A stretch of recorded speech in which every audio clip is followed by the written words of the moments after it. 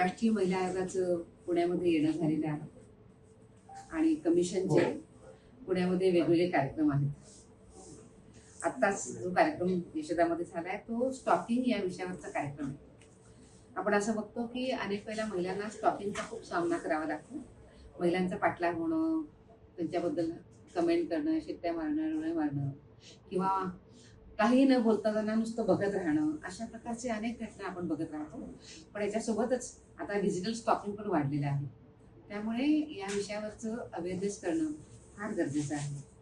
स्टॉकिंगला कित्येक वेळेला आपण हलक्यामध्ये घेतो, फार सिरियस घेत नाही, पण त्याच्यामधनंच मग सिरियस केसेस वाढत जातात. आणि म्हणून स्टॉकिंगला वेळेतच स्टॉकिंग नीट समजणं, त्याला वेळेतच ॲड्रेस करणं, न घाबरता त्याबद्दल बोलणं आणि त्याच्याकरता ते रोखण्याकरता व्यवस्थांची मदत घेणं खूप महत्त्वाचं आहे. आणि म्हणूनच या विषयाकरता आज आम्ही इथं स्टॉकिंगची अतिशय महत्त्वाची अशी कार्यशाळा केली आहे. आता आपण बघितलं उत्तमपणे ती कार्यशाळा चालू आहे. मला विश्वास आहे की अशाच कार्यशाळांच्या मधनं आपल्या स्वतःबद्दलचे असलेले अधिकार किंवा जर त्रास होत असेल, कोणी छळत असेल तर त्याबद्दल आवाज उठवण्याची हिंमत आणि नॉलेज पण आपल्याला मिळतं. म्हणून हा आज कार्यक्रम इथे ठेवला आहे.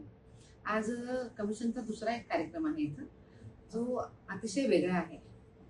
आम्ही आपल्याला सगळ्यांना माहिती आहे की आता आपल्या देशामध्ये मुलींना अतिशय उत्तम संधी मिळत आहेत पुढे जाण्याकरता. सगळ्याच ठिकाणी मुली छान काम करत आहेत, पण आता त्याला आपलं जे डिफेन्स आहे, डिफेन्स सुद्धा, रक्षा क्षेत्र सुद्धा आता दूर राहिलेलं नाहीये. आणि आता रक्षा क्षेत्रामध्ये सगळ्याच ठिकाणी मुलींना उत्तम संधी आहे. आर्मीमध्ये आता आपण मुली बघतो आहोत, त्यांचं पर्सेंटेज वाढतं आहे, नेव्हीमध्ये आहे आणि त्यासोबतच एअरफोर्समध्ये पण आहे. इवन दो जे पॅरामिलिटरी फोर्सेस आहेत, BSF, CISF, CRPF, सगळे इथं सुद्धा आता मुलींचं प्रमाण खूप वाढतं आहे. पोलिसांच्या मध्ये हे प्रमाण वाढतं आहे. पण कित्येक वेळेला असं पण होतं की मुलींना ह्या परीक्षांची तयारी कशी करायची त्याबद्दल माहितीच नसतं.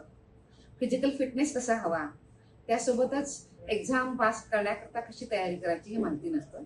आणि म्हणून राष्ट्रीय महिला आयोगाने एक कार्यक्रम सुरू केला आहे, शी सर्व्स नावाचा हा प्रोग्राम आहे, जो आत्ता पुण्यामध्ये आत्ता होतोय. आता 2:30 वाजता त्या कार्यक्रमाचं आयोजन आहे.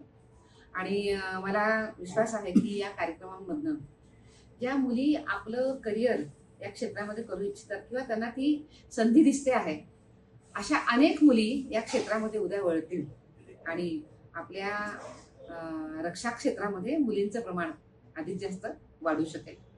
आम्ही हे पण ठरवलं आहे की देशामधल्या जवळपास आम्ही 150 जिल्हे काढलेत. या 150 जिल्ह्यांच्या मध्ये हे कार्यक्रम होऊ शकतात.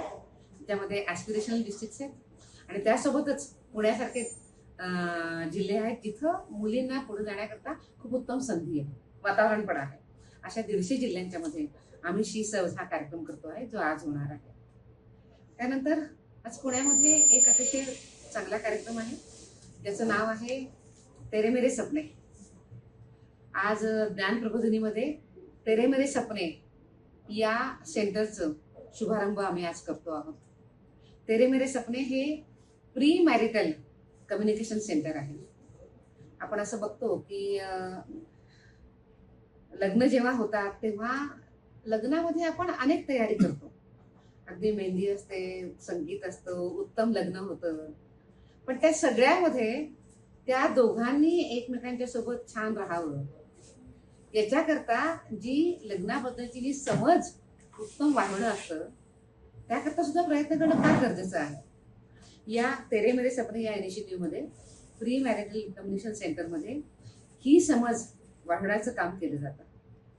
जी लग्नाच्या दिशेने जाणारी जी मुलं आहेत, मुलगा असेल ना तर मुलगी असेल, ते एकटे पण येऊन त्या सेंटरला भेट देऊ शकतात.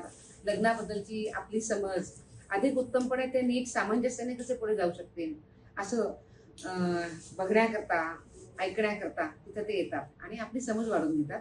त्यासोबतच केवळ तेवढंच नाही तर त्यांचे आई बाबा पण तिथे येऊ शकतात.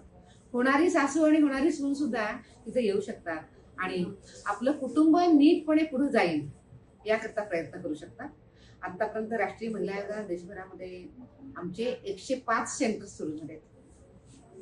विशेषतः कलेक्टर्स सुरू केलेले आहेत, महापालिकांनी सुरू केलेले आहेत काही युनिव्हर्सिटीजनी सुरू केलेले आहेत आणि काही NGOजनी पण सुरू केलेले आहेत. आज मला खूप आनंद आहे की आज ज्ञान प्रबोधिनीचं सेंटर पण सुरू होतं आहे. मला असं वाटतं की समाजामधला सगळ्यात महत्त्वाचा घटक असलेलं आपलं लग्न या विषयावर बोलणं, त्याच्याबद्दलची समज वाढवणं आणि समाजाला उत्तम दिशेने पुढे नेणं हे सुद्धा आपलं महत्त्वाचं काम आहे. तर असे आज पुण्यामध्ये कार्यक्रम आहेत आणि त्याच्याकरता कमिशनचं इथे येणं झालं.